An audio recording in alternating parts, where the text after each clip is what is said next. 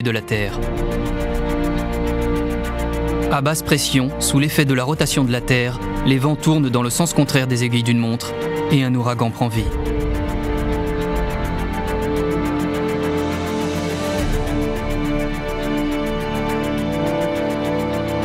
Il existe un protocole international très strict pour leur attribuer un nom.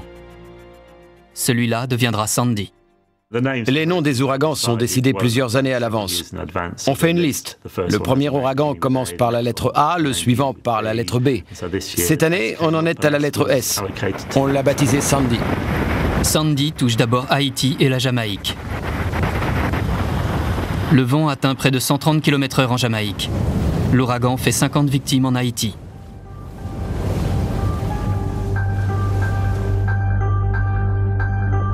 La plupart des ouragans qui naissent dans l'Atlantique suivent un schéma donné. Certains dévient vers le nord-ouest et traversent le golfe du Mexique, comme l'ouragan Katrina qui a frappé la Nouvelle-Orléans. D'autres se dirigent vers le nord, puis poursuivent vers l'est dans les eaux froides de l'Atlantique Nord. Sans eau chaude pour les alimenter, ils meurent. Mais Sandy va suivre une trajectoire complètement différente.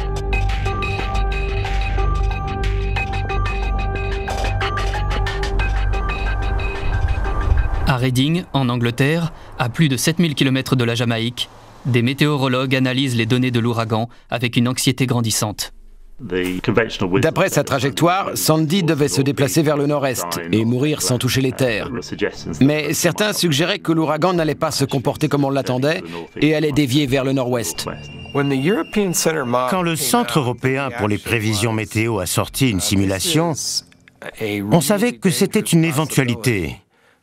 Mais il était trop tôt pour se prononcer. Sandy devra rencontrer une succession de phénomènes météo inhabituels pour frapper New York. Il y a un risque infime que l'ouragan se transforme en tempête parfaite et touche la côte.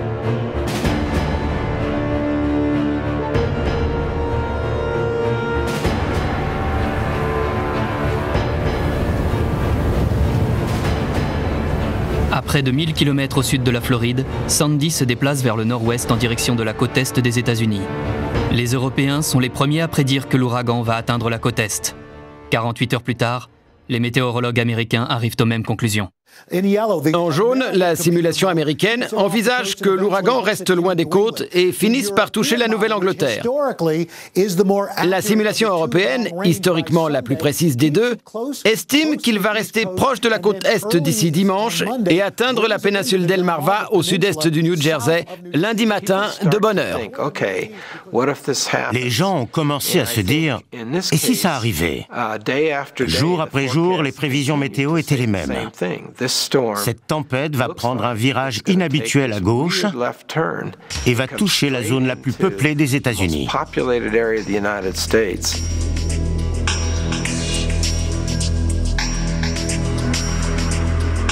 C'est rare qu'un ouragan né dans l'Atlantique dévie vers l'ouest et frappe l'intérieur des terres. Scott McPartland, un chasseur d'orage, n'arrive pas à croire en sa chance. Je voudrais aller dans l'une des rues adjacentes. On doit avoir un autre point de vue par là. Et filmer par là-bas? Oui. D'après les prévisions météo, on savait qu'il pouvait y avoir une violente tempête dans l'Atlantique aux alentours du 31 octobre 2012. On s'y est intéressé, mais au début, on n'a pas pris les choses au sérieux, car le scénario était très farfelu. Certaines simulations proposaient des éventualités qui ne s'étaient jamais produites. Et ça aurait été vraiment le pire des scénarios. Le Centre national des ouragans se trouve à Miami, en Floride. Il émet un avertissement aux autorités locales. L'un des premiers au courant est Joe Lhota, président des transports en commun new-yorkais.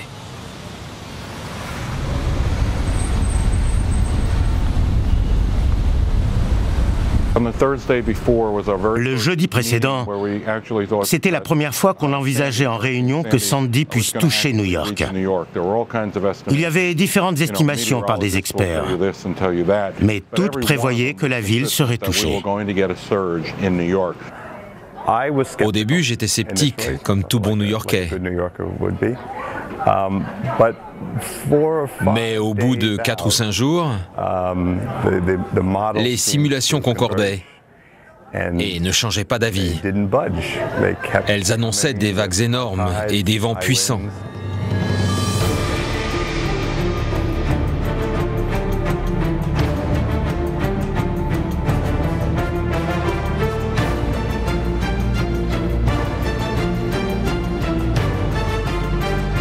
Sandy quitte les Antilles et longe la Floride.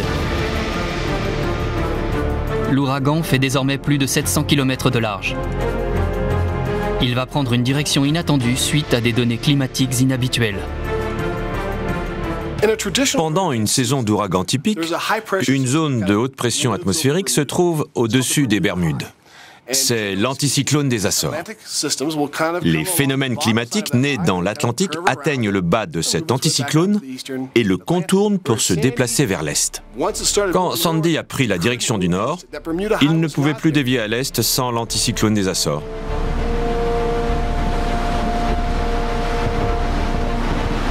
Sandy se déplace inexorablement vers le nord, parallèlement à la côte est des États-Unis.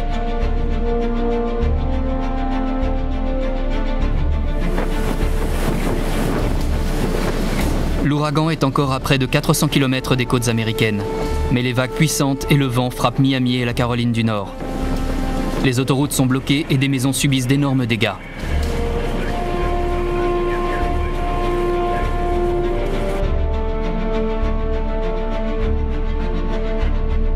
Le Gulf Stream est un courant marin qui charrie de l'eau chaude depuis le golfe du Mexique à travers l'océan Atlantique en direction de l'Europe. En 2012, sa température est supérieure de 3 degrés à la normale. Sandy se nourrit de la chaleur du Gulf Stream pour gagner en puissance. Cela va être fatal.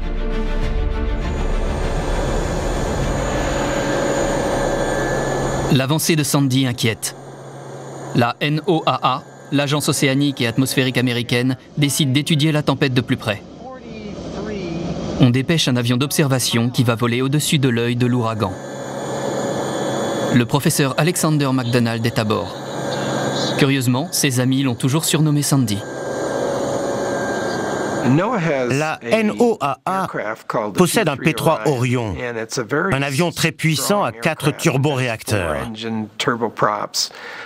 Il peut voler en plein cœur d'un ouragan à 3500 mètres d'altitude. C'est risqué. On peut être secoué dans tous les sens.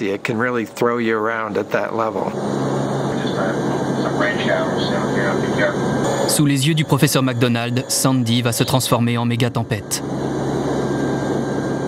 Sandy est encore une tempête tropicale et approche du littoral est. L'ouragan se nourrit des eaux du Gulf Stream. Au 28 octobre, un jet stream souffle sous l'ouragan et Sandy commence à perdre ses caractéristiques tropicales. La température de l'eau devient insuffisante pour alimenter l'ouragan. Il devrait commencer à faiblir, pourtant ce n'est pas le cas. Voici le moment où tout bascule. Grâce à sa position privilégiée dans l'œil de l'ouragan, le professeur McDonald voit Sandy s'agréger à une deuxième tempête. Jusqu'ici, c'était un ouragan classique de catégorie 1 qui avait touché Cuba. Mais en se dirigeant vers le nord, il a rencontré un front froid. Parallèle à la trajectoire de Sandy vers le nord, un gigantesque front froid s'est développé le long de la côte est. Un front froid est une tempête qui peut faire de 800 à plus de 1000 km de large. Ce n'est pas une petite tempête qui s'étend sur 50 km. Le professeur McDonald est aux premières loges pour observer Sandy entrer en collision avec ce front froid. C'était une tempête hybride qui était en train de se former. Elle avait une taille gigantesque, s'accompagnait de pluies torrentielles, de vents très puissants et avait une pression atmosphérique extrêmement basse au centre. C'était le pire scénario imaginable.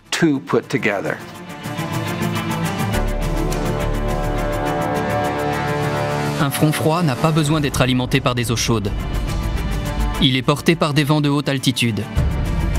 En entrant en contact avec un front froid, Sandy s'est transformé en un phénomène rare. Cette tempête hybride tire sa puissance des vents qui circulent au-dessus. Sandy poursuit sa course implacable sur New York. Au départ, c'était un œil tropical chaud. Il s'est refroidi à l'intérieur. Sandy correspond aux prévisions les plus pessimistes des météorologues. On est à l'époque d'Halloween. Les médias lui donnent un surnom inquiétant. Les météorologues ont trouvé un nouveau nom pour décrire l'ouragan Sandy qui risque de frapper la côte Est. Frankenstorm. La tempête va inévitablement frapper New York. La ville se met en état d'urgence pour s'y préparer. Les responsables des hôpitaux du centre-ville doivent prendre des décisions délicates. On avait peur que les employés, les infirmières, les médecins, les agents d'entretien, les ingénieurs, les services de restauration ne parviennent pas jusqu'aux hôpitaux. Il fallait être sûr d'avoir assez de nourriture pour tous nos employés et nos patients pendant plusieurs jours, sans compter les patients que nous n'avions pas encore. Le dimanche matin, on a eu une conférence téléphonique avec l'Agence océanique et atmosphérique américaine et le Centre national des ouragans. Au ton de leur voix, nous avons compris que c'était une tempête particulièrement dangereuse qui allait s'abattre sur nous.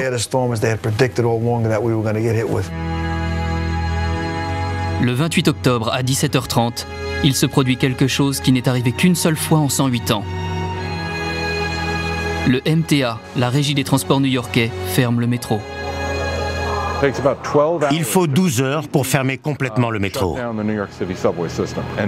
ne voulait pas que les gens prennent le métro le lundi matin et ne puissent pas rentrer chez eux le soir. On a donc proposé la fermeture des transports le dimanche soir à 19h.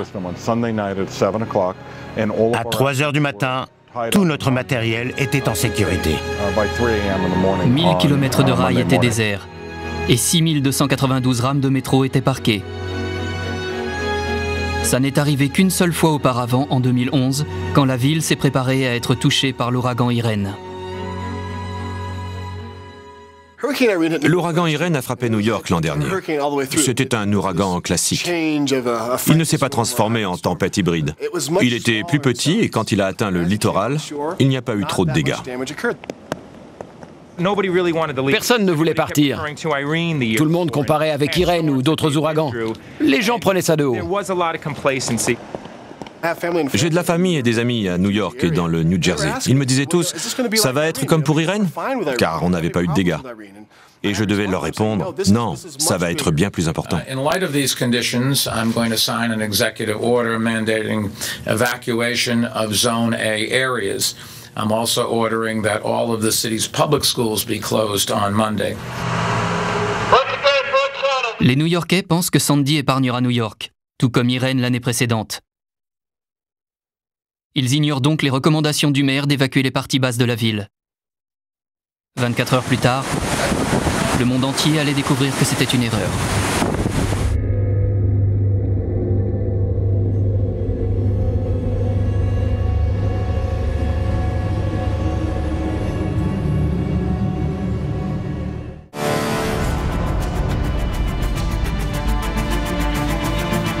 « 14 heures avant d'atteindre le littoral, Sandy est désormais le plus grand ouragan né dans l'Atlantique. Il fonce droit sur un système de haute pression qui lui bloque le passage.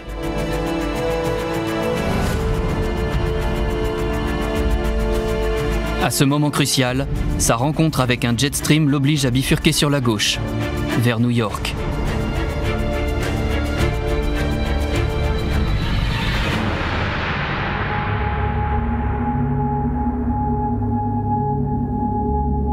Le 29 octobre 2012 à 5 h du matin, les prévisions météo deviennent réalité. Il n'y a plus aucun doute. Sandy va frapper New York avant la fin de la journée. Tous nos employés enchaînaient les gardes de 12 heures non-stop. Les équipes de nos succursales et de nos centrales électriques étaient au complet. On s'est assuré que toutes les vannes de nos centrales puissent tenir le coup. Elles pouvaient résister à des vagues de 4 mètres de haut.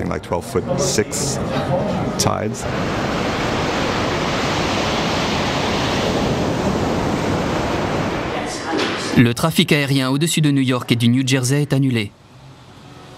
À 7h41, la bourse de New York est fermée pour la première fois depuis les attentats du 11 septembre. Sandy est à 500 km de New York et l'eau atteint déjà le sud de Manhattan.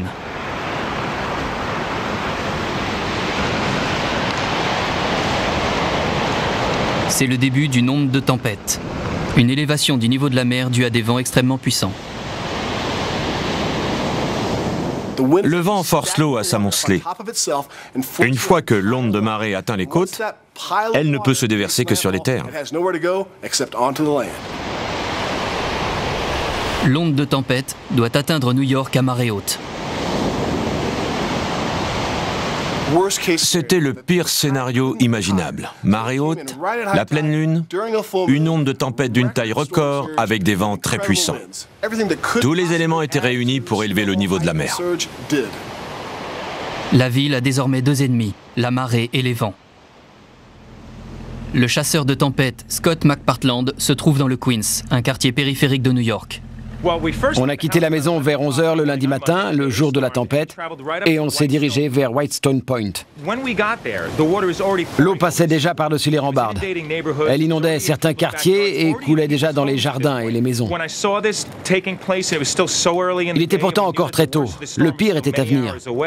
On a alors compris que cette tempête allait être extrêmement dangereuse.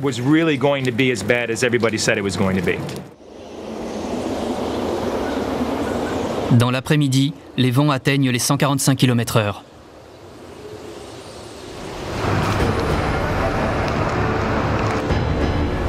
Scott essaie de suivre la trajectoire de Sandy. Je suis allé à Rockaway Bridge vers 16 h. Il y avait déjà beaucoup d'eau. L'eau atteignait la promenade en bois. L'onde de tempête était puissante. Pour la première fois, l'océan me faisait peur. On aurait dit des rapides. Toute la promenade en bois vacillait.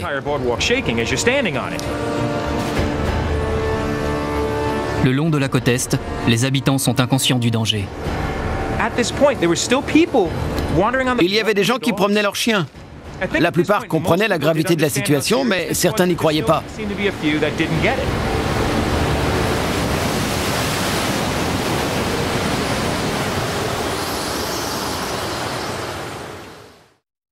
Rockaway est une station balnéaire populaire située dans la zone d'évacuation.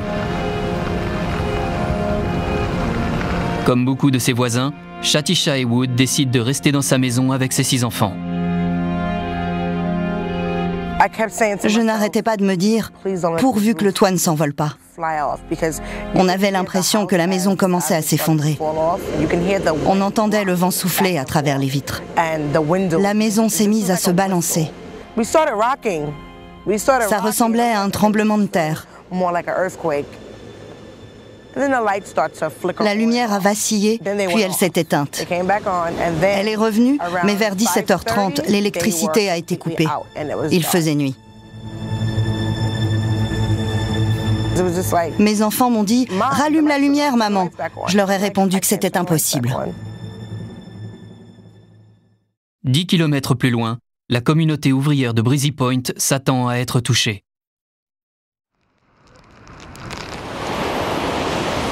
Les pompiers bénévoles se préparent depuis des jours à protéger les 15% d'habitants qui ont choisi de ne pas être évacués. On avait des réserves de nourriture, des sacs de couchage. Notre objectif était de rester à l'abri et de s'assurer que les batteries des camions, l'eau et le gaz fonctionneraient. Mais ils ne mesurent pas l'importance de la marée de tempête. À 17h30, les vagues ont déferlé. C'était 2h30, 3h avant marée haute. L'eau débordait de partout. Ça y est, les vagues arrivent à cause de la marée de tempête. Il y a 15 cm d'eau. C'est parti! La tempête a frappé comme la foudre. Elle a tout emporté sur son passage. Les pompiers doivent abandonner leur caserne et se réfugier à leur clubhouse dans les hauteurs. L'eau progressait toujours. Le clubhouse a été inondé. Le sol était en marbre, l'eau bouillonnait de partout. Il restait encore 3 heures avant la marée haute. La soirée s'annonçait intéressante. New York est vulnérable car la forme du littoral amplifie l'onde de tempête. L'entrée du port de la ville se situe dans un coude entre Long Island et le New Jersey. Cela forme un entonnoir et les vagues frappent directement Staten Island, le sud du Queens et le port. Il y a une seconde ouverture sur l'East River qui rejoint le Long Island Sound. Le Long Island Sound a la forme d'un entonnoir. Les vents s'engouffrent dedans jusqu'au port de New York. Le port reçoit des vagues venant de 2 directions différentes.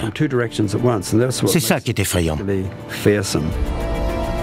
Les spécialistes ont fait des progrès énormes concernant les prévisions de trajectoire des ouragans. Mais ils maîtrisent moins les données concernant les ondes de tempête.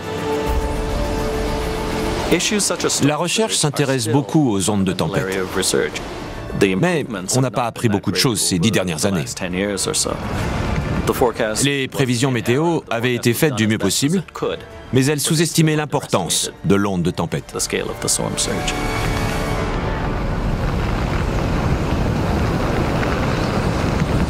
2 heures plus tard, Sandy touchera le littoral.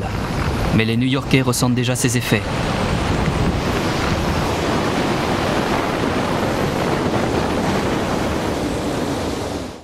La houle inonde la péninsule de Rockaway.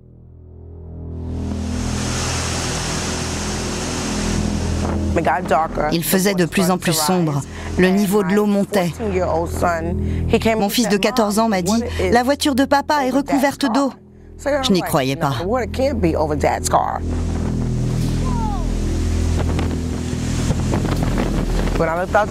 J'ai regardé par la fenêtre, la voiture était sous l'eau. Les gens appelaient à l'aide. C'était un cauchemar.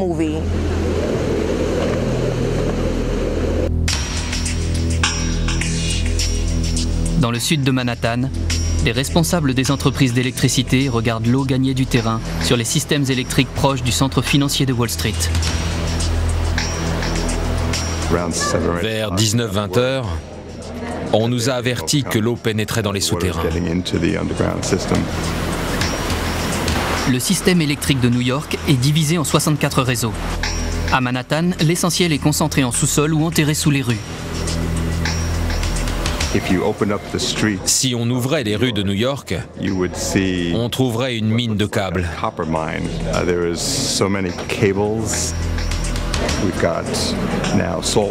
L'eau de mer a commencé à infiltrer les systèmes électriques. Un très mauvais mélange.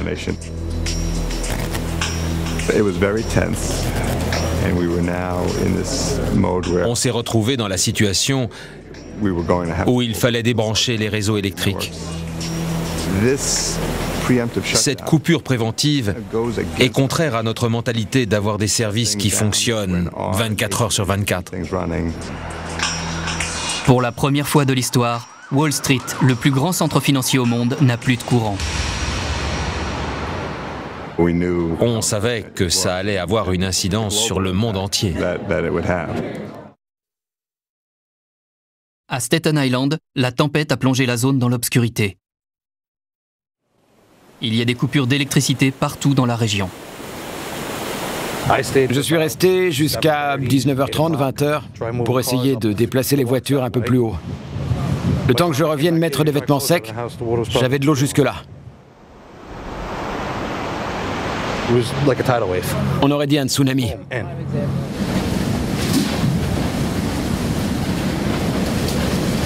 Linda et Bob, les parents de Michael Clark, habitent à côté de chez lui. Comme beaucoup d'habitants des zones d'évacuation, ils sont réticents à abandonner leur maison. On a 2 chiens et un chat. Et des poules. 2 poules, dont il se soucie plus que tout. Elle nageait le dos collé. Alors il a dit, on va rester.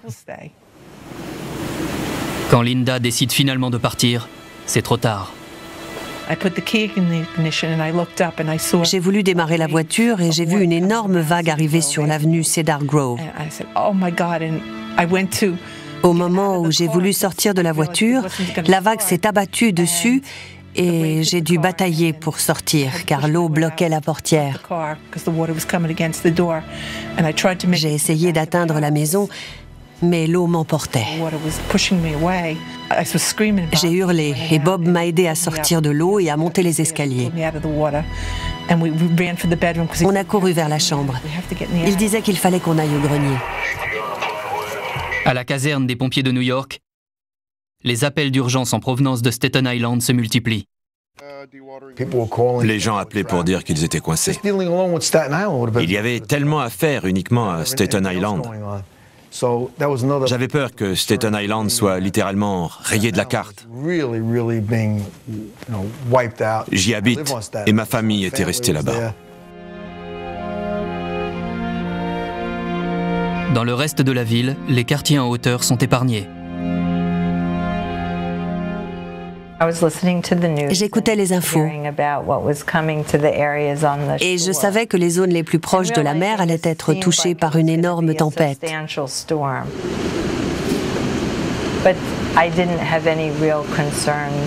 Mais je n'étais pas inquiète pour notre sécurité à Brooklyn.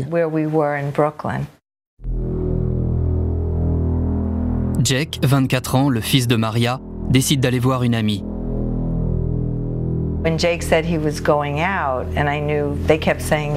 Jake m'a dit qu'il sortait.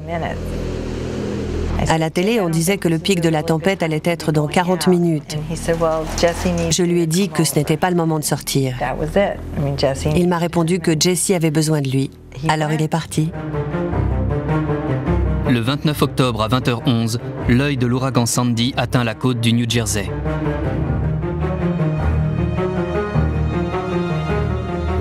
Dès que l'œil atteint les terres, c'est d'une violence intense. Il concentre toute l'énergie et le vent. Guy Ferraro est sur la côte du New Jersey. Le vent souffle à 160 km/h. Le vent s'est mis à souffler terriblement. On aurait dit un train arrivant à toute allure. J'avais 10 portes coulissantes à l'arrière de la maison. Elles ont explosé sous la force du vent comme une bombe. Quelques minutes plus tard, le toit s'est envolé. On se serait cru dans Le Magicien d'Oz. Un de mes amis avait 2 gros bateaux qui avançaient en pleine rue, à toute allure. Il faisait au moins du 30 km/h. J'ai appelé ma femme au téléphone. Je lui ai dit que j'étais désolé de ne pas être parti et que je n'étais pas sûr de m'en sortir. Sincèrement, je ne le savais pas.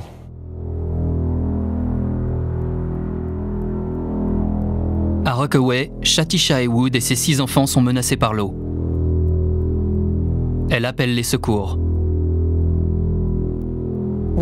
Je suis tombée sur un répondeur qui disait que chaque appel était important et qu'il fallait laisser un message. Je n'allais pas laisser de message. Je me suis mise sur Twitter et j'ai envoyé un tweet. Au secours, les pompiers de New York. Au centre d'appel de la brigade des pompiers, l'attachée de presse Émilie Raimi est submergée de tweets désespérés. J'ai reçu énormément de tweets de gens qui ne pouvaient plus appeler. Beaucoup arrivaient encore à se connecter sur Twitter et c'était leur façon d'appeler à l'aide. Parmi les milliers de tweets, celui de Shatisha retient son attention. Elle et ses 6 enfants étaient coincés à l'intérieur. L'eau montait et elle paniquait. Elle avait peur pour ses enfants. Je devais faire quelque chose pour l'aider, alors j'ai appelé le service d'intervention des pompiers.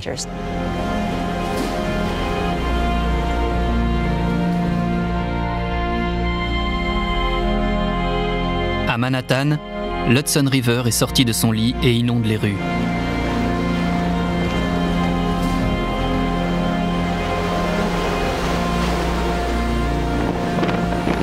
À 20h30, l'eau se déverse dans une succursale électrique.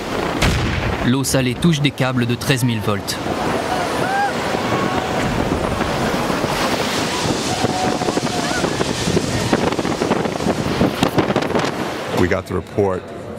On a été averti par la succursale de la 13e rue Est qu'il y avait un problème. Avec cette explosion, 10 réseaux ont été coupés instantanément. De la 34e rue jusqu'à Battery Park, la moitié de Manhattan était dans le noir. Le sud de Manhattan est dans l'obscurité. On n'aurait jamais cru que ça puisse arriver à New York. Il ne faut pas paniquer. Il faut se comporter en citoyen.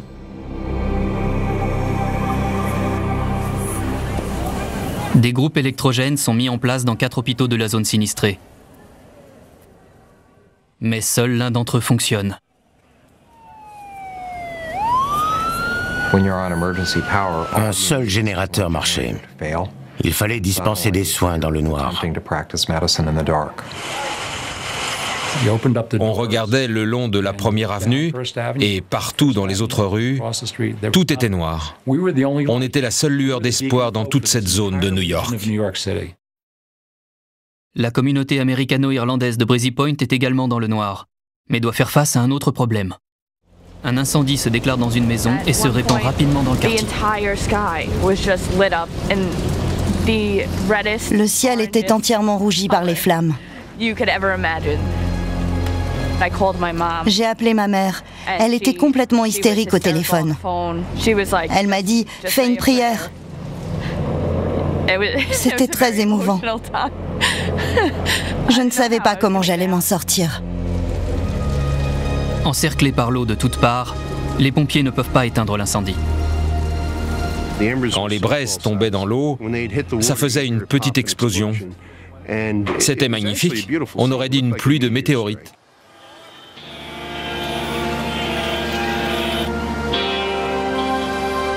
À 21h30, des vagues d'une hauteur record de plus de 7 mètres de haut gagnent certaines parties de Manhattan.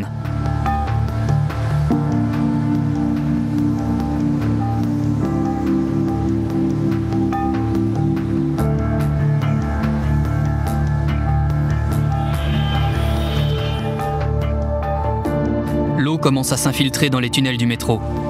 Le directeur du MTA, Joe Lota, comprend que le réseau de transport va être totalement inondé. On n'aurait pas pu imaginer pire. L'eau de l'Hudson River coulait à flot dans le Battery Tunnel. On aurait dit des rapides. Chaque tunnel contenait près de 200 millions de litres d'eau. Près de 2 km de tunnel étaient envahis par l'eau de bas en haut. Au poste de commandement des pompiers, les problèmes surgissent de partout. Il y avait un incendie de niveau 6 à Breezy Point. Des milliers de gens encerclés par l'eau. Un incendie sur City Island. Des gens coincés à Gerritsen Beach. D'autres qui n'avaient pas d'électricité dans le sud de Manhattan. On ne savait plus où donner de la tête. À 23h, les pompiers de Breezy Point retournent à leur caserne inondée.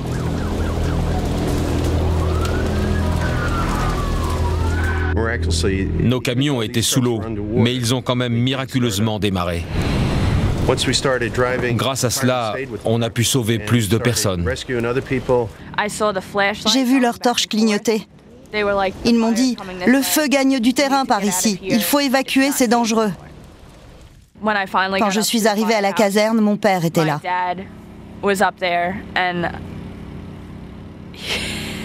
Il m'a serré dans ses bras et ne me lâchait plus.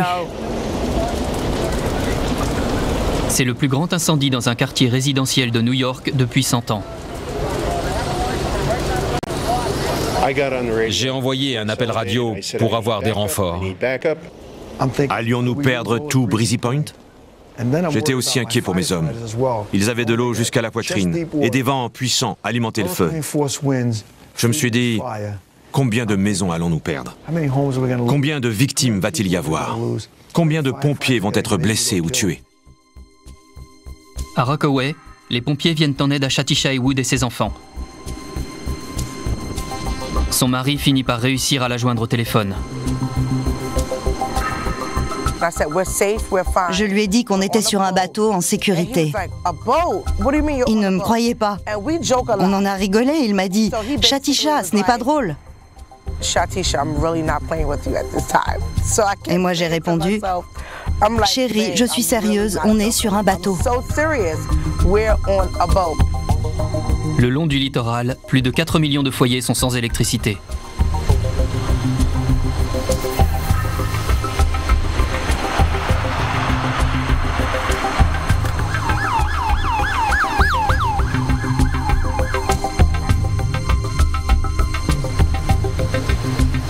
Dans le New Jersey, Guy Ferraro reste enfermé pendant 5 heures dans une voiture presque immergée sous l'eau.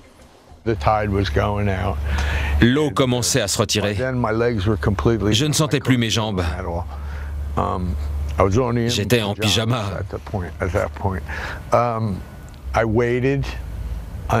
J'ai vu des gyrophares de voitures de police. Je n'allais pas résister au froid très longtemps. Je savais que je pouvais atteindre la rue en face. C'était le chaos total. Les gens criaient à l'aide depuis des heures.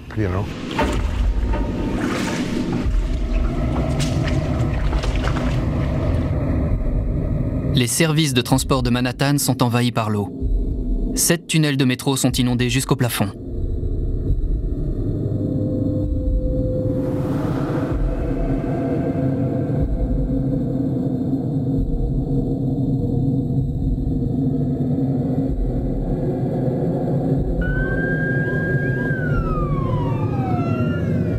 Les services de secours reçoivent 20 000 appels d'urgence par heure.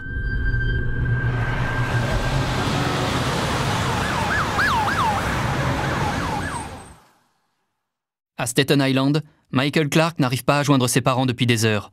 Impossible d'aller chez eux en voiture. J'ai appelé un ami, je lui ai dit « Brian, tu as un bateau, fais quelque chose, viens ici ». Je disais sans arrêt à Bob, l'eau continue à monter. J'avais peur qu'elle monte très haut, il n'y avait pas d'issue de secours au grenier. Il me disait « Non, Linda, elle ne monte plus ». Je répondais « On va se noyer ». Il me rassurait « Reste calme, on ne va pas se noyer, on va s'en sortir ». J'avais une minuscule lampe de poche. Je voyais à peine à 60 cm devant moi. Il faisait très sombre. On ne se rend pas compte de la chance qu'on a d'avoir de la lumière dans les rues. Quand j'ai entendu la voix de ma mère, c'est comme si j'avais gagné au loto.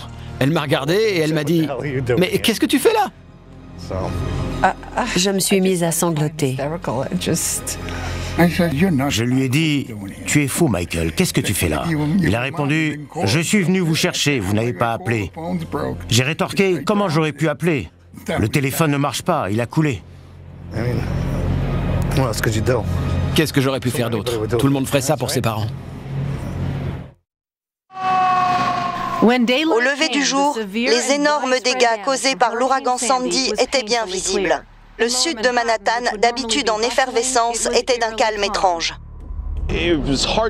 C'est difficile à croire, ce ne sont pas des dégâts habituels. C'est digne d'une énorme catastrophe.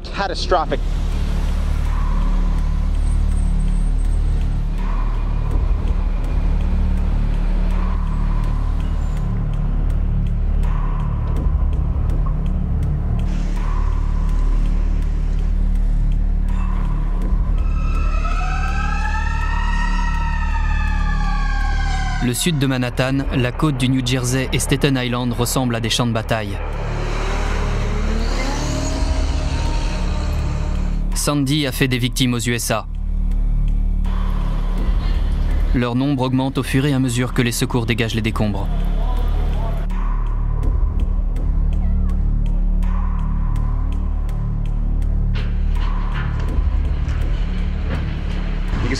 On voit les fondations. Tout est apparent. Les canalisations ont lâché. Les villes du littoral ont presque été entièrement détruites. 8 millions de foyers et d'entreprises se retrouvent sans électricité dans 17 États. Les réseaux de téléphone portable et les lignes fixes ne marchent pas. Il devient difficile de joindre des proches.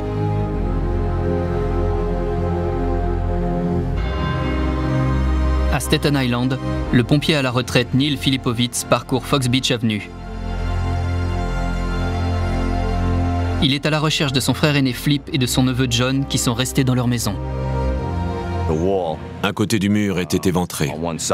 Les blocs de parpaing n'étaient plus sur les fondations. Il y avait de l'eau partout. Cette maison était littéralement détruite. Je suis descendu au sous-sol et il y faisait très sombre.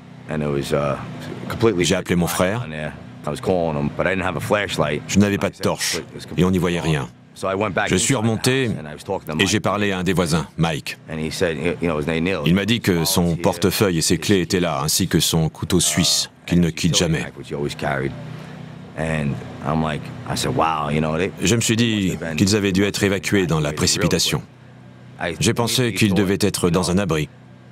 J'ai voulu aller chercher ma belle-sœur, la femme de John, et sa mère.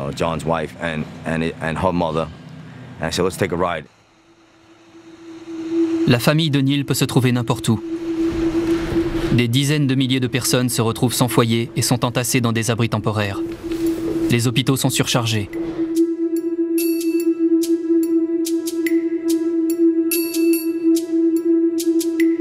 Dans le nord de Brooklyn, Marcia Sikowitz est toujours sans nouvelles de son fils Jake. Je me suis mise à appeler son portable toutes les 15 minutes. Je savais que ça n'avait pas beaucoup de sens, mais je n'avais pas d'autre idée. Un homme a fini par répondre. J'ai dit « Où est mon fils ?»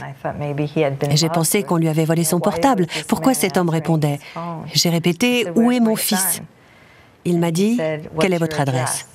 J'ai insisté, où est mon fils? Il m'a répondu, ici l'inspecteur Simon, donnez-moi votre adresse. J'arrive. La chute d'un arbre a provoqué la mort de Jake et de sa meilleure amie Jessie à 20h la veille. Il faudra presque 12 heures au service de secours pour dégager leur corps. D'après l'un de mes voisins, il y a eu une perturbation dans l'équilibre des forces. Jake et Jessie étaient des êtres adorables. C'est comme si Dieu avait détourné le regard une seconde et qu'il était arrivé quelque chose de terrible.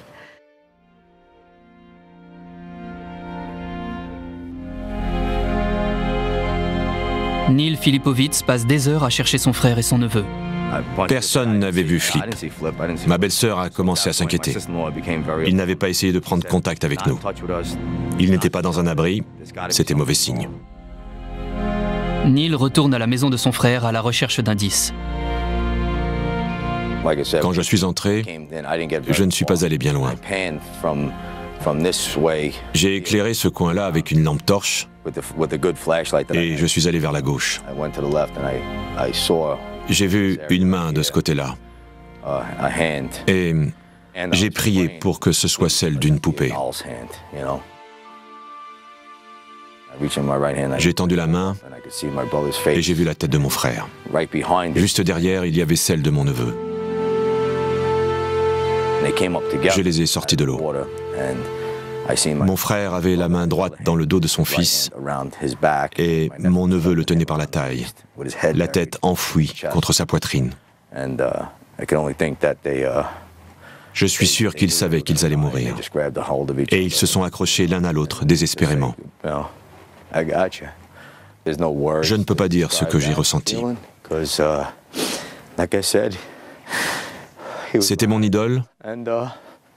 Et John était un prince qui ne méritait pas de mourir comme ça. Chacun doit pouvoir vivre chez soi en paix.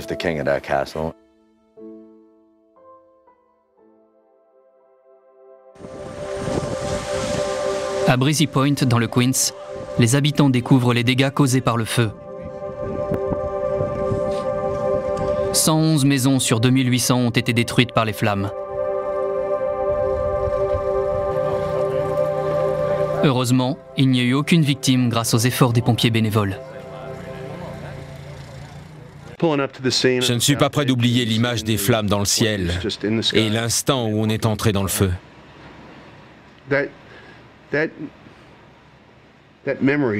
Je n'oublierai jamais ce moment. Mes hommes étaient motivés et n'avaient pas peur. Ils étaient extrêmement dévoués et ne pensaient pas à eux-mêmes. C'est incroyable. Je suis très fier d'eux.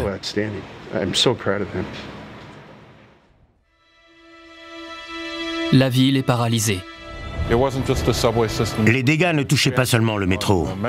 Sur les lignes du métro North, un train de banlieue, l'Hudson River avait débordé et un bateau de 12 mètres de long était en travers des rails. À ce moment-là, on ne se rendait pas compte de la gravité de la situation. Il y avait carrément des rivières souterraines. Ces tunnels étaient remplis d'eau. Quand je suis descendu et que j'ai vu de l'eau partout, je n'en suis pas revenu. Depuis 20 ans que je travaille ici, je n'ai jamais vu une chose pareille.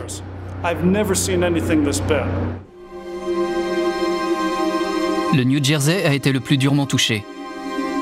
Un parc d'attractions est complètement submergé. La célèbre jetée d'Atlantic City a été détruite. 5000 personnes sont logées dans des abris. Dans le sud de Manhattan, le principal fournisseur d'électricité, Con Edison, doit remettre le courant, même si certaines parties du système sont encore immergées dans l'eau salée. Nos employés travaillent sur des lignes à haute tension, à des températures élevées et sur de gros engins. C'est dangereux. Quand ce genre de danger intervient en plus, ça peut être extrêmement risqué.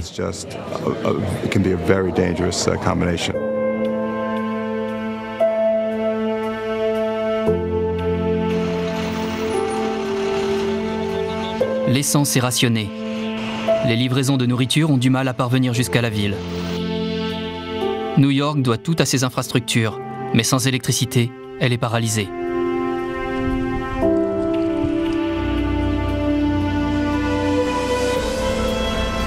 Au bout de 2 jours, une partie du métro est rouverte.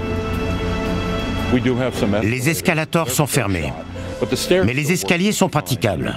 On peut descendre facilement. Il y a eu des ravages à certains endroits, mais rien d'irrémédiable. Le système du métro est simple. Des escaliers, un trou souterrain, encore des escaliers et ainsi de suite. Les gens vont pouvoir se déplacer à nouveau rapidement. La population reste 4 jours dans l'obscurité.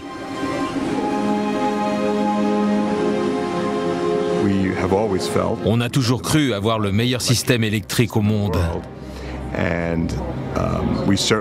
Et là, on a vu ses faiblesses. Je ne sais pas si on pourrait revivre ça. Une fois dans une vie, ça suffit. Chaque soir avant de m'endormir, je vois cette vague arriver. Je n'aime pas cette sensation. On dit que ça n'arrive que tous les 100 ans, mais je n'y crois pas. Ce genre d'ouragan va être plus fréquent qu'on ne croit. Avec le temps, on réutilise le nom des ouragans, sauf ceux dont la réputation mortelle est gravée dans les livres d'histoire. Aucun autre ouragan ne portera le nom de Sandy.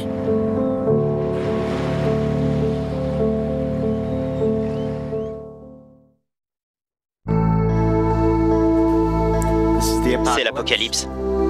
Le 29 octobre 2012, peu avant 18 h, John Mathier filme la tempête qui sévit dans son quartier avec son téléphone portable. Ça m'a fait flipper. Je m'attendais pas à voir ta tête derrière la vitre.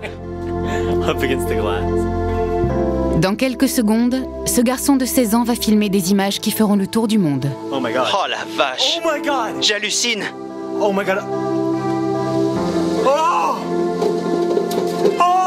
J'y crois pas! Les arbres! Notre arbre est tombé! Il a frôlé la voiture! La vache, la voiture des voisins! Il a touché ma voiture? La voiture des voisins! En l'espace d'un mois, l'ouragan Sandy s'abat sur la côte atlantique de l'Amérique avec une violence exceptionnelle.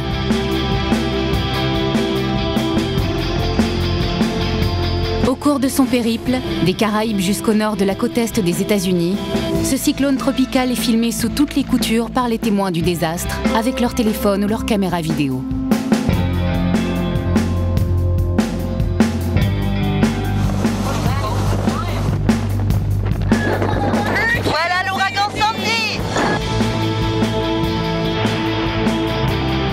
enregistrés, ces documents amateurs sont diffusés sur Internet et visibles dans le monde entier. Ils offrent un point de vue inédit sur une catastrophe naturelle de cette ampleur. Avec l'autorisation de leurs auteurs, nous avons utilisé ces images pour vous présenter l'ouragan Sandy, l'un des plus gros cyclones qui ait jamais frappé les États-Unis. Je vais tourner une vidéo pour que vous puissiez voir les dégâts dans mon quartier. La rue est bloquée par les arbres et la plupart des voitures sont HS.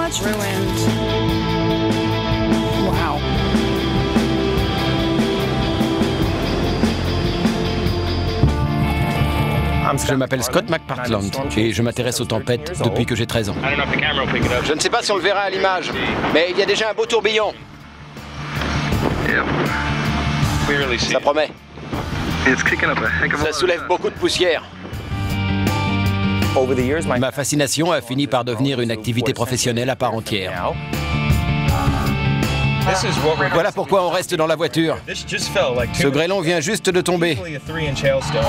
Il fait plus de 5 cm de diamètre et il est couvert de pointes. La vache! Je l'ai pas vu venir celui-là. Météorologue confirmé, Scott McPartland est aussi l'un des chasseurs de tempêtes les plus célèbres des États-Unis. Quand le cyclone tropical Sandy est repéré pour la première fois, il s'y intéresse aussitôt. Une semaine avant, certains modèles prévisionnels annonçaient déjà qu'il frapperait le nord de la côte Est. Personne n'avait jamais vu un phénomène de cette ampleur. Haïti est l'un des premiers pays touchés par Sandy. Les pluies diluviennes et les inondations y font au moins 60 victimes et 200 000 sans-abri. La tempête tropicale se dirige ensuite vers le nord. Le 23 octobre, les Bahamas émettent un bulletin d'alerte cyclonique. Et le lendemain, Sandy atteint le stade officiel d'ouragan. 2 personnes trouvent la mort dans l'archipel et les dégâts matériels sont estimés à plusieurs millions. Au moment où Sandy est arrivée aux Bahamas, elle grossissait à vue d'œil. Elle était énorme.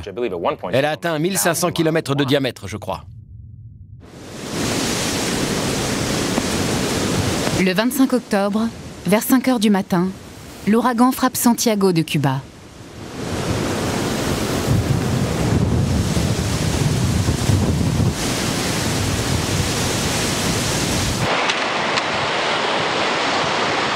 Vanessa et Kieran Ash, 2 Anglais de 25 ans, célèbrent leur mariage dans la station balnéaire de Guardalavaca en compagnie d'une quinzaine d'invités.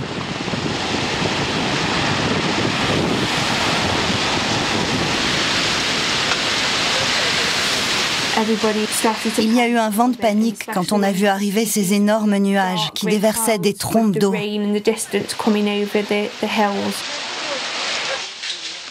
Vanessa et son mari se réfugient dans la salle de bain de leur chambre d'hôtel avec leur petite fille de 2 ans. Le vent grondait autour de l'hôtel et sifflait à travers les aérations. On entendait des objets qui venaient percuter les murs extérieurs. C'était vraiment angoissant.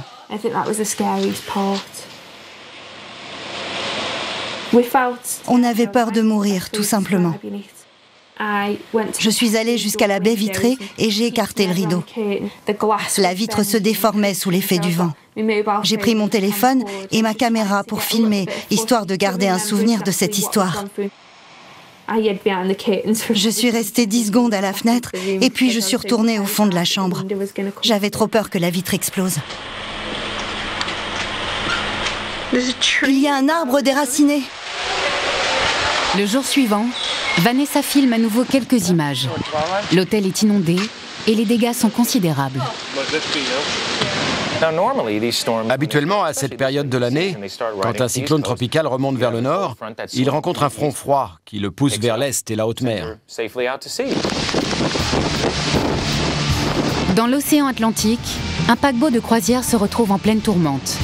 Parmi ces 2000 passagers, certains filment les effets de la tempête et diffusent leurs vidéos sur Internet.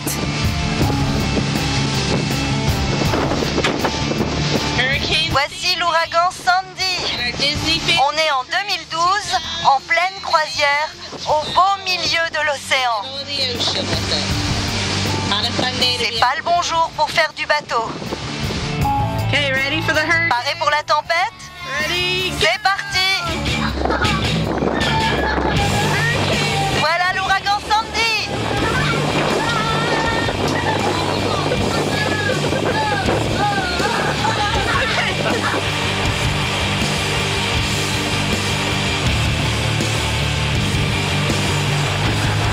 À la vue de ces images, de nombreux internautes croient que le navire a commencé à prendre l'eau. En réalité, c'est l'eau de la piscine du paquebot qui s'est répandue dans les coursives.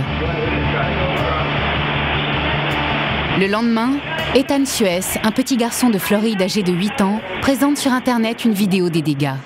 La nuit dernière, notre bateau a croisé le chemin d'un ouragan. C'est le bazar dans la boutique de cadeaux. Tous les jouets sont tombés par terre. Et le grand comptoir aussi.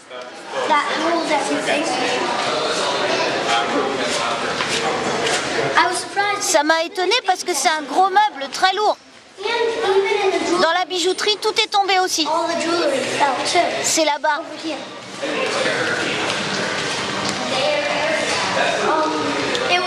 Ça secouait beaucoup cette nuit. Là, il y a tout un tas de sacs par terre. Tout le rayon s'est vidé sur le sol. Et derrière, par là, on voit plein de montres et de colliers entassés dans un coin.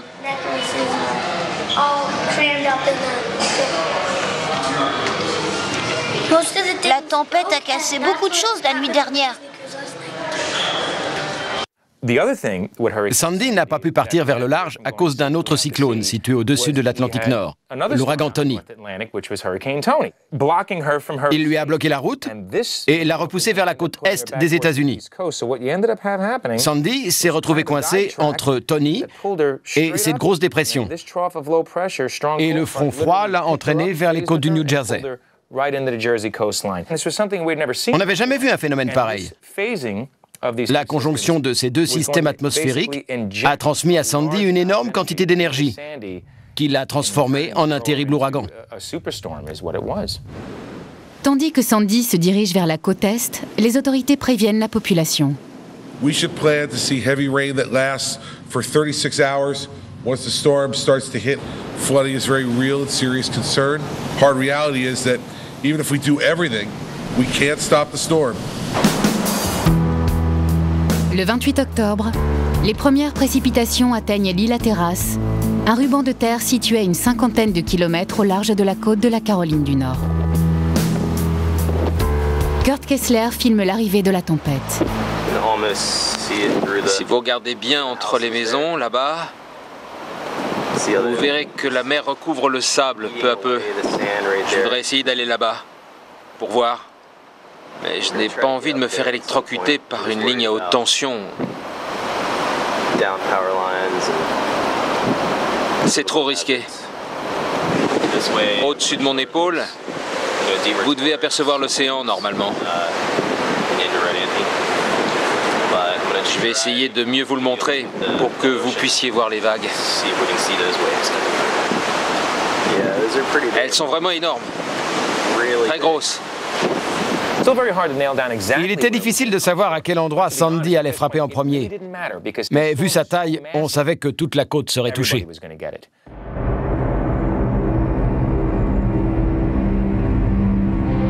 À l'approche de Sandy, le président Obama lui-même avertit la population. This is a serious and big storm. And my first message is to all people across the eastern seaboard, mid-Atlantic, going north, that you need to take this very seriously.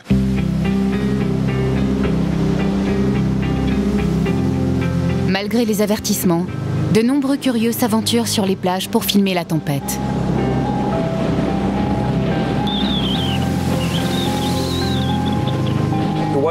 Les gens n'ont pas compris qu'ils étaient en danger parce qu'ils n'avaient jamais connu ça. C'était un phénomène inédit.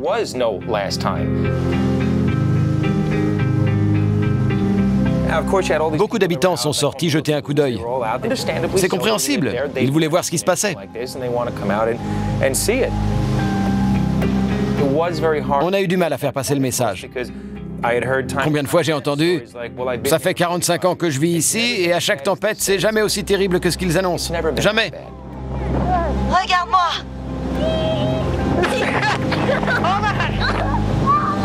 C'est l'ouragan Sandy! C'est l'ouragan Sandy!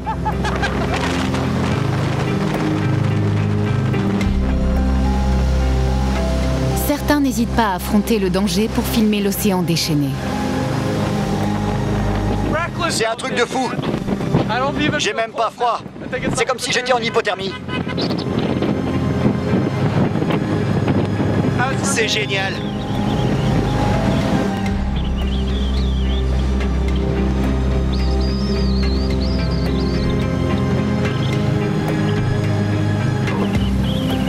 J'adore les tempêtes comme ça. Vive l'ouragan Sandy!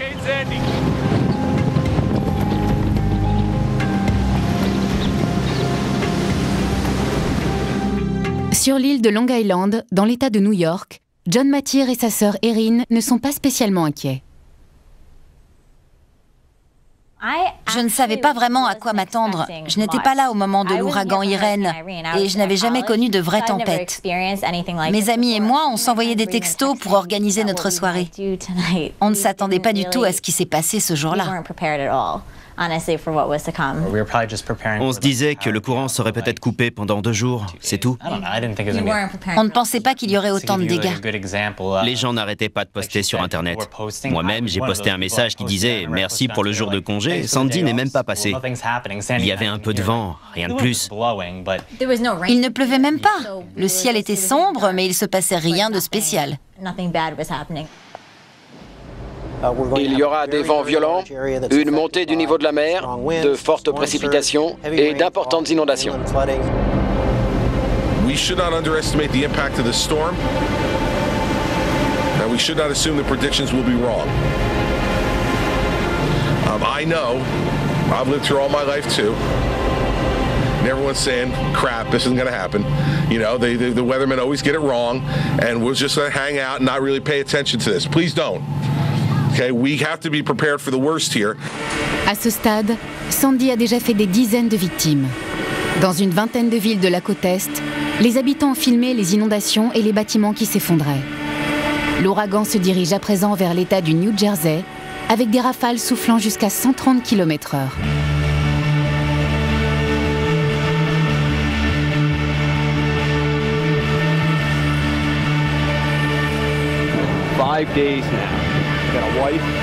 Sur le terrain, on retrouve l'un des blogueurs les plus prolifiques du New Jersey, Alexander Higgins, dont les vidéos totalisent plusieurs millions de vues sur Internet. Bonjour, c'est Alexander Higgins. Je suis dans Bridge Avenue. J'ai appris l'arrivée de Sandy par Internet. Je me trouve devant un garage dont le toit et la cheminée ont été arrachés par l'ouragan. Il y a encore de grosses rafales par ici. Et elles ont déjà causé beaucoup de dégâts dans cette zone.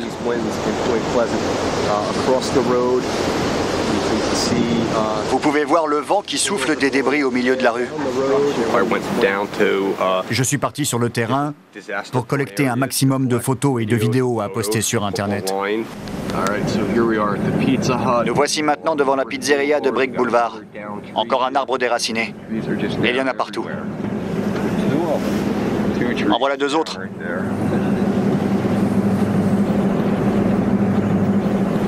À mesure qu'il filme les traces du passage de Sandy à travers le New Jersey, le blogueur poste ses vidéos sur les réseaux sociaux. On est dans Bridge Avenue, à Bay Head. Au-dessus de nous, il y a des câbles téléphoniques qui font des étincelles. Un peu plus loin, il y a un arbre couché au milieu de la route. Ces câbles proviennent du poteau que vous voyez là, et on peut voir des étincelles s'en échapper de temps en temps.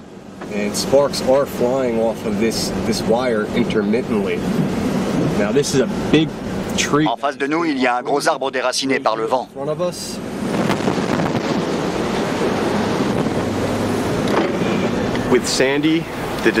Au moment de Sandy, j'ai vu venir la catastrophe. Il fallait que j'avertisse les gens du danger qui les menaçait. Je les ai informés par l'intermédiaire des réseaux sociaux, sur Internet. Je leur ai dit, demain votre maison risque de se retrouver sous l'eau.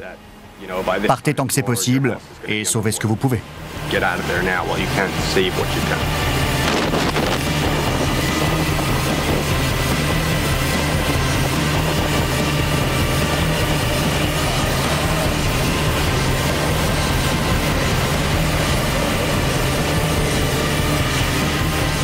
Un vidéaste amateur diffuse en ligne des images de Bay Head dans le New Jersey, où une partie de sa famille est bloquée par les inondations. On y aperçoit les kayaks des patrouilles de sauvetage. If you're still able to hear me, we need you to hunker down and get to the highest point possible in the dwelling that you're in. We will not be able to come and help you until daylight tomorrow.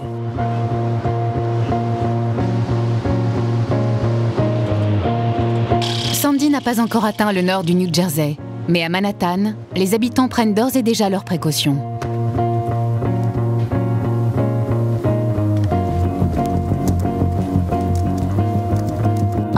Je voulais faire des courses au supermarché et c'est là que j'ai vu la file d'attente. C'était hallucinant. Je suis devant le supermarché, dans la 72e rue, à Manhattan. Il est un peu plus de midi et les gens font la queue pour entrer dans le magasin. On pourrait se croire devant une salle de concert, mais c'est juste un supermarché. La qualité de la vidéo laisse à désirer, mais elle montre bien cette longue file d'attente. On voit même un employé du magasin qui vient demander aux gens de s'aligner le long du bâtiment pour ne pas gêner les passants. J'ai filmé ça sur un coup de tête, mais je ne le regrette pas. Il y a beaucoup d'internautes qui ont regardé ma vidéo. Je m'occupe des réseaux sociaux chez Reuters. On savait que l'ouragan arrivait sur New York. Les habitants ont eu un jour ou deux pour s'y préparer. Sur Internet, ils racontaient comment ils stockaient des réserves de nourriture. Et ils s'indignaient de voir que certaines choses manquaient déjà dans les rayons des magasins. Il y a eu beaucoup de photos et de vidéos de l'espèce de panique qui s'est emparée de ceux qui voulaient se procurer des bougies, des lampes de poche et de la nourriture. Pourquoi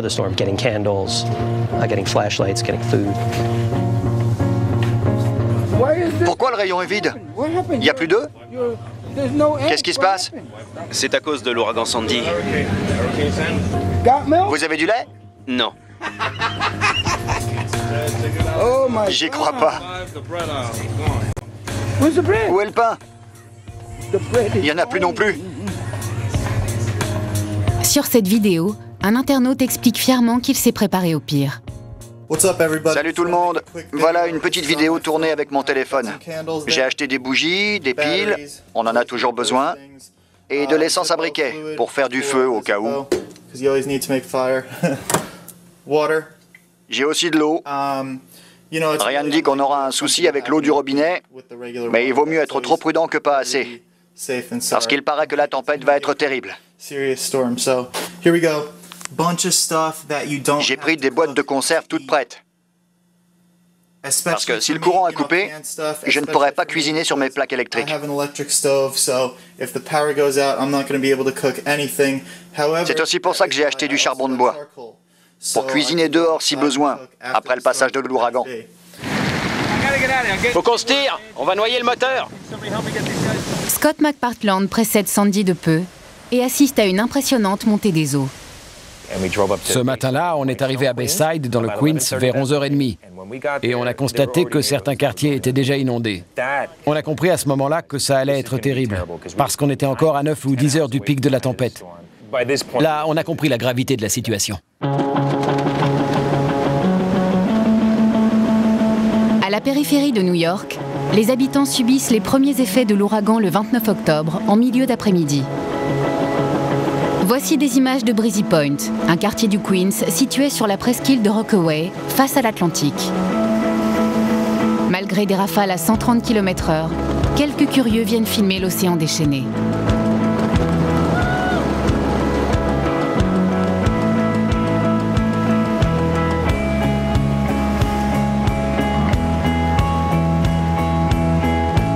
De nombreux Américains d'origine irlandaise ont élu domicile dans ce quartier, ce qui lui vaut le surnom de Riviera irlandaise.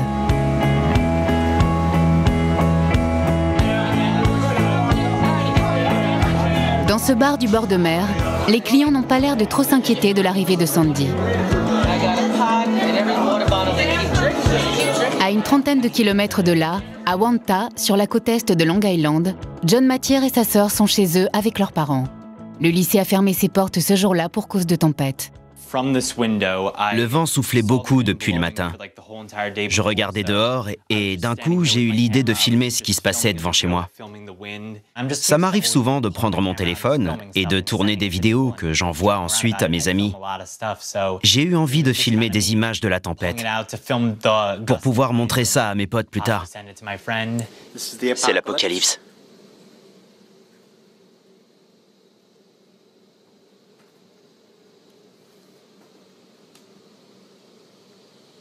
Oh, shit! Ça m'a fait flipper. Je m'attendais pas à voir ta tête derrière la vitre. C'est à ce moment-là que ça a dégénéré. Oh my god. Oh la vache. Oh my god. J'hallucine. Oh my god. J'y crois pas.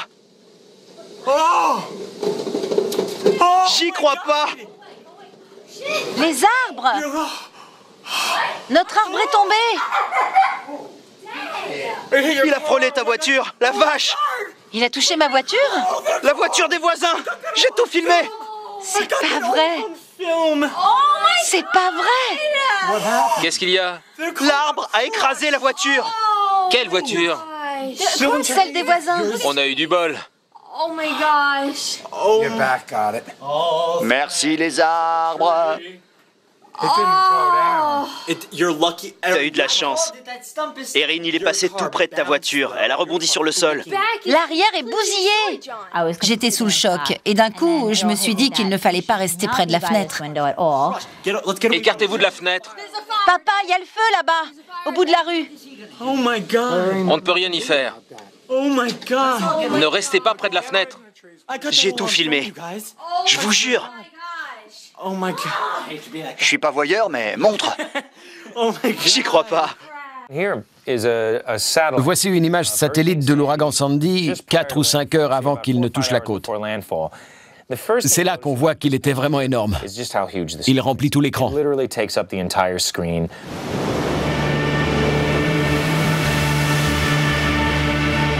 Passée en accéléré, cette vidéo montre le passage de l'ouragan sur l'île de Manhattan, capitale économique et culturelle des États-Unis. En temps normal, plus d'1 500 000 personnes s'y entassent sur moins de 60 km². Ce jour-là, la bourse de New York a fermé ses portes et des milliers d'habitants ont quitté la ville. Les autres sont calfeutrés chez eux. Au niveau de la 57e rue Ouest, une grue gigantesque se balance dangereusement.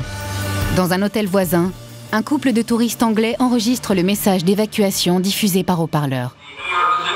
La police de New York a reçu l'ordre de faire évacuer l'hôtel. Il y a un site de construction un peu plus loin dans la rue, avec une grue qui menace de tomber.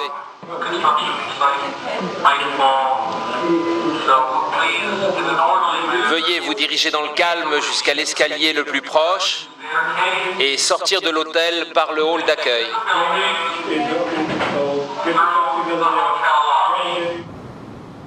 Mais soudain, le sommet de la grue s'effondre.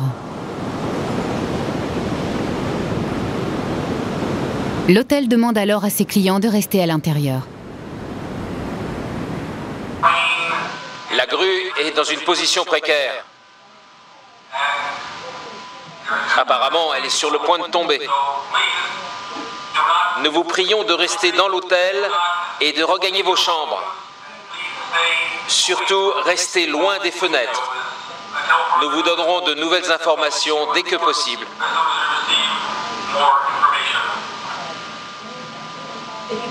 Allume la télé, ils en parlent sûrement aux infos.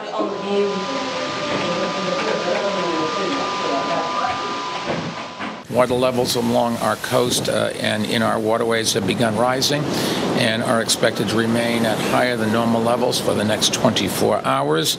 The surge will be roughly at 8 o'clock tonight, 8:15, plus or minus a couple of hours. Blogueuse et réalisatrice, Michelle Mitchell sort au milieu de la tempête pour filmer quelques images avec son téléphone. J'ai croisé quelqu'un dans l'Upper West Side qui m'a dit « C'est fou, je suis sortie parce que j'ai vu votre vidéo sur Internet. » Tandis que l'eau de mer inonde la ville, le réseau électrique commence à donner des signes de faiblesse.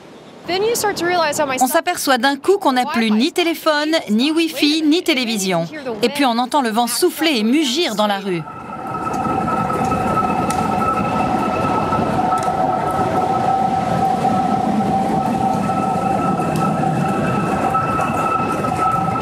Le centre de Manhattan s'est retrouvé plongé dans le noir.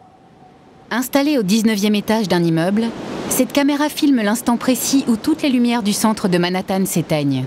Il est 20h30. L'Empire State Building est au centre de l'image. L'éclair de lumière bleue provient de l'explosion d'un poste électrique envahi par l'eau. On a vu plusieurs transformateurs électriques exploser au loin.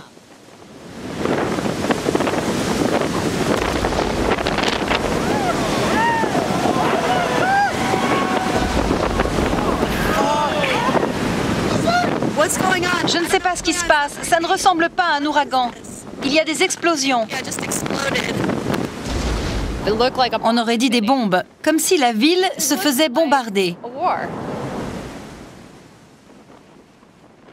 Dans la 14e rue, Brian Tremblay s'installe à la fenêtre de son appartement du 6e étage pour filmer le passage de l'ouragan.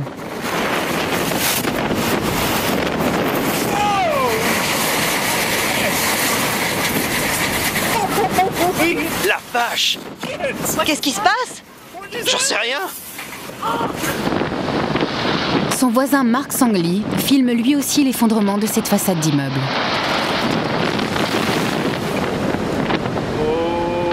C'est dingue. L'immeuble entier vient de perdre sa façade. Le mur entier s'est écroulé. Incroyable. Il n'y avait plus de chauffage, plus de courant, plus d'eau parce que les pompes étaient HS. Les gens en étaient réduits à camper dans leur appartement. La ville a commencé à se vider. Tous ceux qui pouvaient s'en aller sont partis. Les rues étaient désertes. On se serait cru dans un film post-apocalyptique. Sur ces images, on peut apercevoir les lueurs des bougies et des lampes torches allumées par les habitants. Je suis allée faire un tour dans un resto près de chez moi et aussi fou que ça puisse paraître, c'était ouvert. Bonjour Michel, ça va? Comment vous faites? Michel cuisinait avec une lampe frontale sur la tête. Il n'y a plus de courant, comment vous faites cuire vos plats? Avec du gaz. Mais j'y vois pas grand-chose. Ça c'est le next. Ouais. Combien de clients vous avez servi aujourd'hui? Aucune idée. J'ai pas compté, je fais tout à la main, même la vaisselle. Plus rien ne fonctionnait le soir de l'ouragan. Quand je suis parti de chez moi, j'ai emporté une petite radio dynamo. Ça m'a permis d'écouter les infos et de me tenir au courant. C'était l'outil technologique le mieux adapté que j'avais cette nuit-là. Les tunnels qui relient Manhattan, Brooklyn et Long Island sont envahis par les flots. Un DJ new-yorkais filme l'inondation du tunnel Queens Midtown et on diffuse les images sur Internet. Les réseaux sociaux ont offert une perspective nouvelle sur les événements. Les habitants sont descendus sur le terrain pour filmer des images qui les concernaient directement. Du coup, les médias traditionnels se sont mis eux aussi à diffuser ce genre de vidéos. Internet a joué un rôle crucial dans la couverture médiatique de cette catastrophe.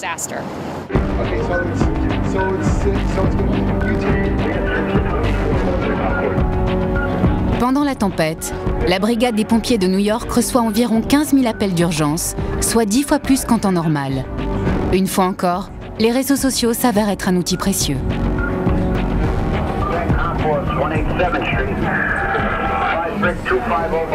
Je suis chargée de la surveillance des réseaux sociaux à la brigade des pompiers de New York.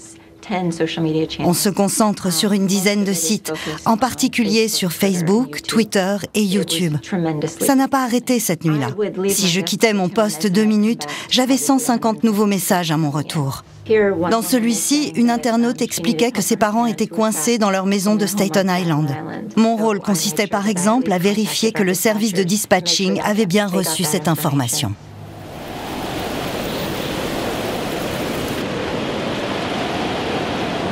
« 200 pompiers doivent intervenir à Breezy Point, dans le Queens, où quelques heures plus tôt, les habitants les plus téméraires se promenaient encore sur le front de mer.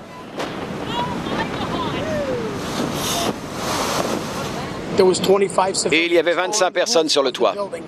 L'immeuble était en feu? L'incendie a commencé dans le bâtiment d'à côté, mais il s'est propagé par le toit.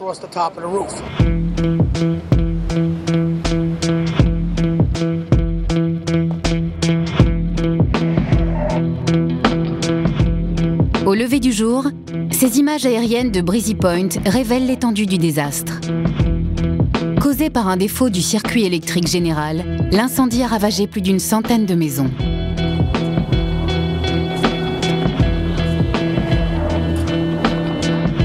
Roy Curlin, un résident irlandais du quartier, filme les dégâts au plus près avec sa caméra numérique.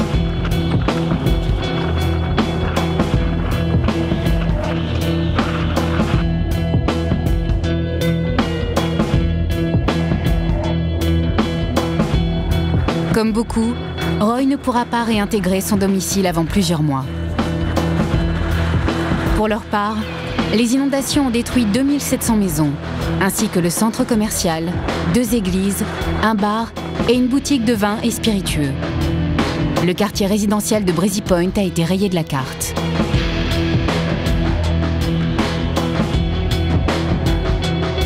Par une chance incroyable, il n'y a eu aucune victime.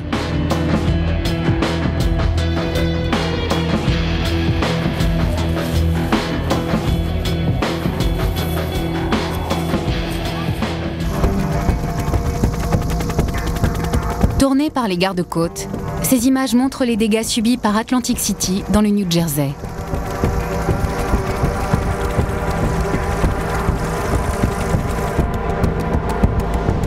Surnommé le Las Vegas de la côte Est, ce site touristique a été frappé de plein fouet par le passage de Sandy.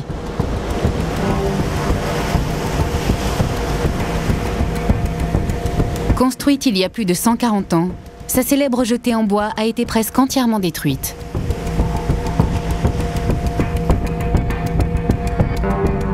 Les vents violents et les trompes d'eau ont réduit des dizaines de bâtiments à l'état de ruine.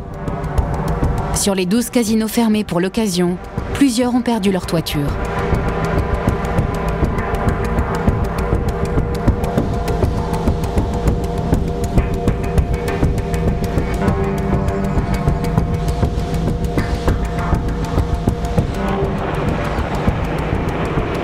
Après la tempête, le météorologue Scott McPartland arpente le littoral avec sa caméra. À l'origine, ce bateau se trouvait ici. Il a été catapulté jusque là-bas. Venez voir la maison de plus près. Elle aussi, elle a bougé. On peut voir en dessous, tout est inondé et les canalisations sont brisées.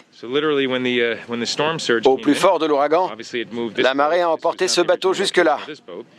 Elle a aussi déraciné la maison. Elle l'a arrachée à ses fondations et l'a déplacée de plus d'1 mètre. Sandy a causé des dégâts invraisemblables le long de la côte. L'ouragan a anéanti les digues et détruit tout un tas de maisons. On a retrouvé des bateaux échoués au milieu des rues et des jardins.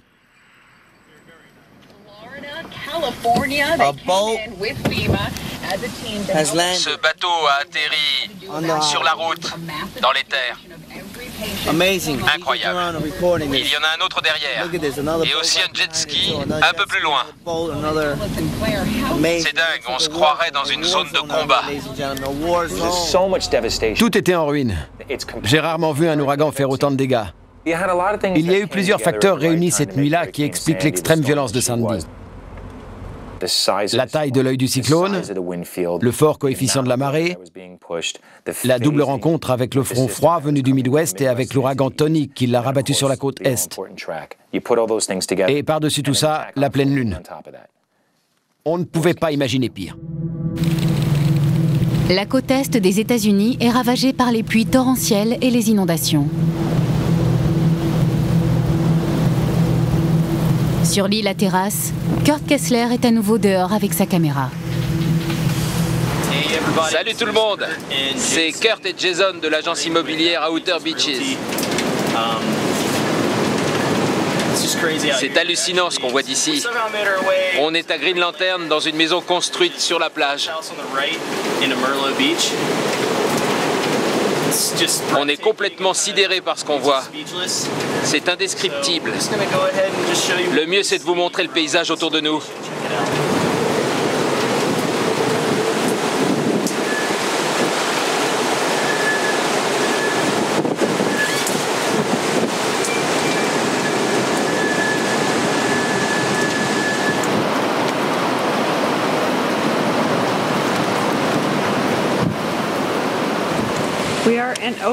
Nous sommes à Ocean City dans le New Jersey. On est plusieurs dans le quartier à être restés sur place. La voiture de mon voisin est complètement noyée là-bas.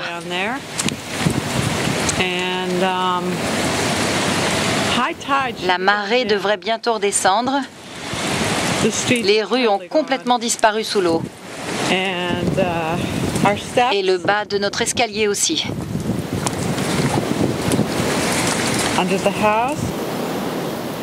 L'eau se glisse absolument partout. Elle submerge tout. Les caves, les sous-sols. Elle n'a rien à faire de vos affaires personnelles. Elle détruit tout sur son passage. À Staten Island, alors que les bateaux de sauvetage ne s'aventurent pas encore dans les zones sinistrées, Pablo Cruz se cherche un abri avec sa famille, de l'eau jusqu'à la taille.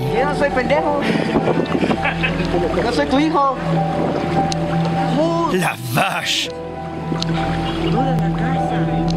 Le littoral de cette île de la baie de New York a été frappé par des vagues de près de 5 mètres de haut.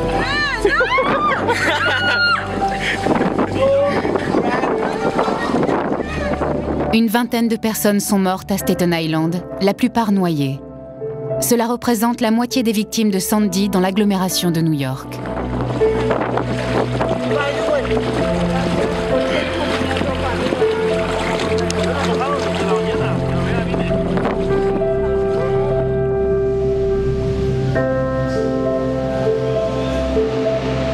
Par prévention, les 468 stations de métro new-yorkaises ont été fermées au public. Ça ne les a pas empêchées d'être inondées. Une crue de plus de 4 mètres de haut a envahi le centre-ville et submergé le réseau souterrain.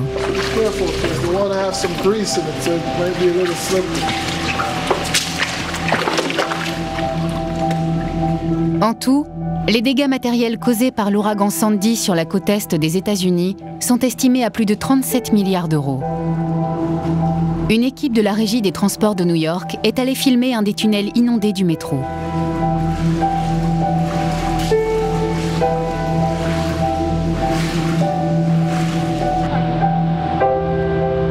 Quant aux parkings souterrains, ils sont remplis d'épaves.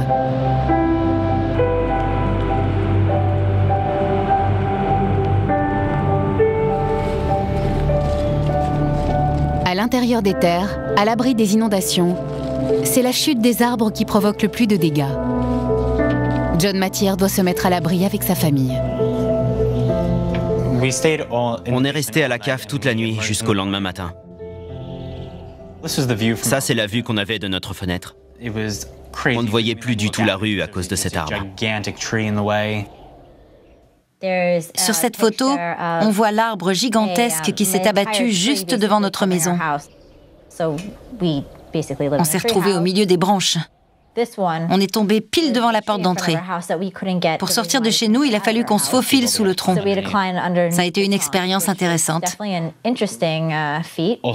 La voiture des voisins a été complètement écrasée. Je suis curieuse.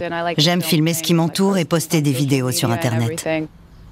Au plus fort de la tempête, La journaliste Becky Griffin reste enfermée dans sa maison de Brooklyn. Mais dès que le vent tombe, elle prend son téléphone portable et sort filmer les alentours. C'est trop dingue pour se contenter de photos. Je vais tourner une vidéo pour que vous puissiez voir les dégâts dans mon quartier. La rue est complètement bloquée par cet arbre. Et la plupart des voitures sont HS. En voilà une. Une deuxième.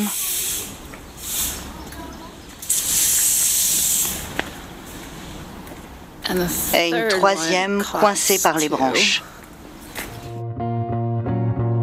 Avant, pendant et après le passage de Sandy, une nouvelle génération d'internautes a pu informer la population et lui apporter son aide par l'intermédiaire des réseaux sociaux.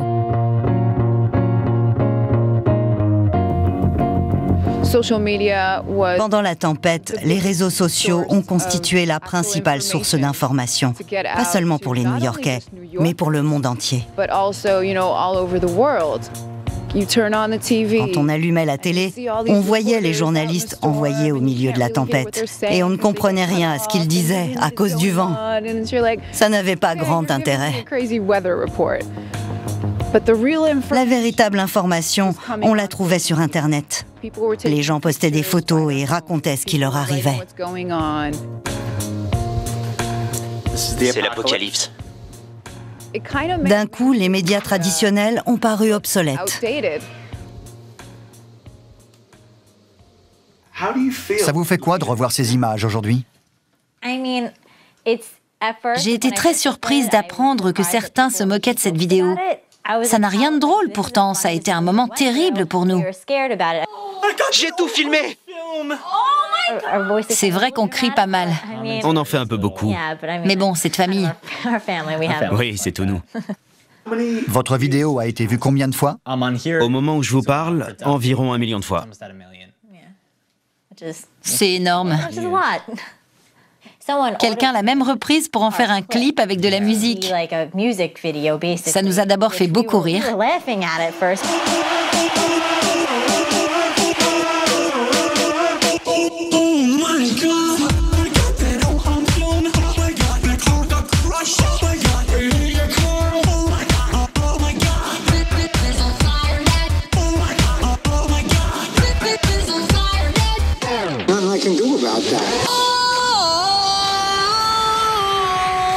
Je m'attendais à ce que les gens trouvent cette vidéo intéressante, parce que c'est rare de voir ce genre d'image prise sur le vif. Mais je ne pensais pas qu'elle attirerait autant l'attention. Cependant, les informations qui circulent sur Internet manquent parfois de fiabilité. Il y a eu beaucoup de rumeurs et d'infos non vérifiées cette nuit-là. J'ai vu par exemple un tas de messages disant que le QG des pompiers de New York avait été évacué. Votre propre quartier général? Exactement. Il y en avait même un qui prétendait qu'on était situé dans Grand Street, ce qui est faux. J'ai donc répondu qu'on était toujours là et que je le savais de source sûre, puisque j'étais assise à mon bureau. J'ai envoyé un démenti qui a été repris à son tour par plusieurs internautes. Il a fallu que je réagisse très vite parce que je voulais rassurer les gens et surtout éviter que cette rumeur ne se répande comme une traînée de poudre. Il faut se montrer prudent. Certains se servent d'Internet pour diffuser de fausses informations. Mais ce qui est bien avec les réseaux sociaux, c'est qu'ils permettent aussi de corriger ces infos très rapidement. Il y a tellement d'utilisateurs que la fausse rumeur est très vite repérée et démentie. Ce n'est pas toujours le cas avec les médias traditionnels, comme la télévision par exemple. Dans les jours qui suivent le passage de l'ouragan, John Mathier réalise d'autres vidéos, toujours sur le même thème. C'est un peu la panique, parce qu'ils annoncent pour demain une énorme tempête venant du nord-est, alors que ça fait seulement une semaine que Sandy est passé. Je suis au lycée, il est à peu près 11 h du matin et il commence à pleuvoir. Il y a juste un peu de vent, mais il paraît que ça risque de s'aggraver en début d'après-midi. Il fait très froid. Mes mains sont gelées à force de tenir mon téléphone. La vache, j'y crois pas. C'est un vrai blizzard.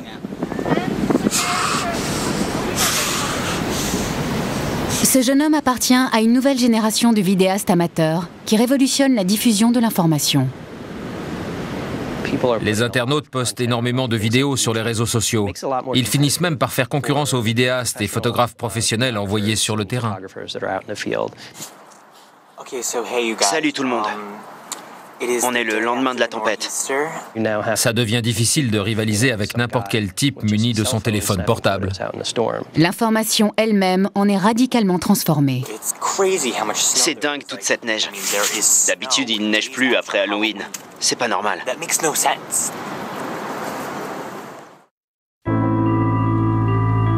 Nous avons fini par nous habituer aux images de catastrophes naturelles. Tsunamis, tremblements de terre ou éruptions volcaniques. Pourtant, l'ouragan Sandy a marqué les esprits.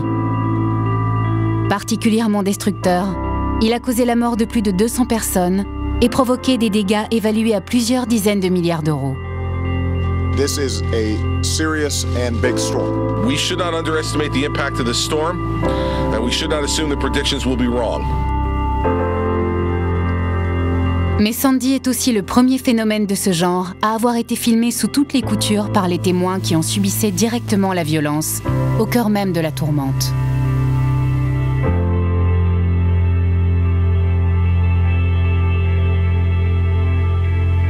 Oh my God! J'hallucine!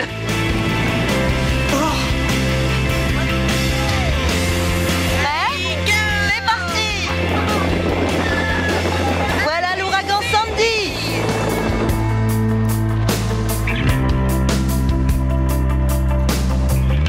L'ouragan Sandy, une catastrophe naturelle à l'ère d'Internet et des caméras numériques.